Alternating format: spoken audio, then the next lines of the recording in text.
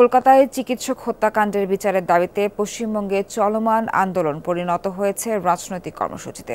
রাজ্যের ক্ষমতাসীন তৃণমূল কংগ্রেসের অভিযোগ, অধিকার আদায়ের নামে সরকার পতনের রাজনীতি করছে বিজেপি। মুখ্যমন্ত্রী মমতা ব্যানার্জির হুঁশিয়ারি, পশ্চিমবঙ্গে অরাজকতা হলে জ্বলবে অন্যান্য রাজ্য। নুডলস খান নাই তো নুডলসই খান নাই।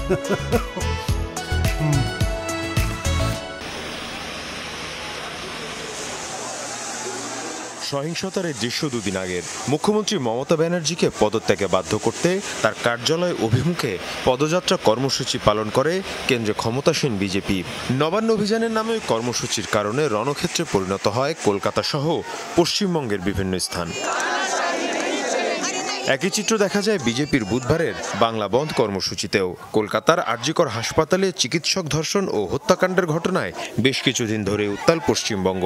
বিচারের দাবি এবং প্রশাসনের গাফিলতির বিরুদ্ধে শুরু থেকেই প্রতিবাদে সোচ্চার রাজ্যের সাধারণ মানুষ। যোগ দেন শিক্ষক, বুদ্ধিজীবী থেকে শুরু করে তারকা সহ বিভিন্ন শ্রেণী পেশার মানুষ। তবে গেল দুদিন দেখা গেছে ভিন্ন চিত্র। মমতাকে হটানোর যে আন্দোলন, তাতে পশ্চিমবঙ্গের সাধারণ মানুষের উপস্থিতি ছিল অনেকটাই শূন্য। বরং বিক্ষোভ আন্দোলনের পুরোটা অংশ জুড়েই বিজেপির নেতাকর্মীরা।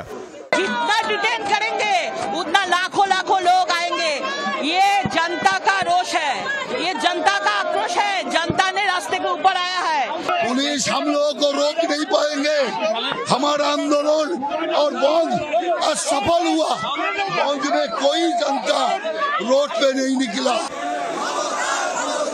শুরু থেকে পশ্চিমবঙ্গের মুখ্যমন্ত্রীর অভিযোগ, বিক্ষোভে ইন্ধন রয়েছে বিজেপির। এবার মমতার হুঁশিয়ারি, পশ্চিমবঙ্গকে অস্থিতিশীল করা হলে তার রেশ পৌঁছাবে প্রতিবেশী রাজ্যগুলোতেও, এমনকি বাদ যাবে না দিল্লিও। মোদি বাবু, আপনার পার্টিকে দিয়ে আগুন লাগাচ্ছেন। মনে রাখবেন, বাংলায় যদি আগুন লাগান, আসামও থেমে থাকবে না, নর্থ ইস্টও থেমে থাকবে না, উত্তরপ্রদেশও থেমে থাকবে না, বিহারও থেমে থাকবে না, ঝাড়খণ্ডও থেমে থাকবে না, উড়িষ্যাও থেমে থাকবে না, আর দিল্লিও থেমে থাকবে না। পশ্চিমবঙ্গের বিভিন্ন গণমাধ্যম বলছে, চিকিৎসক হত্যাকাণ্ডের ঘটনায় বিচারের দাবিতে চলা আন্দোলন রাজনৈতিক রূপ নেওয়ার ঘটনায় ক্ষুব্ধ রাজ্যের সুশীল সমাজের একটি অংশ। মীর মুশফিকা হাসান, যমুনা নিউজ।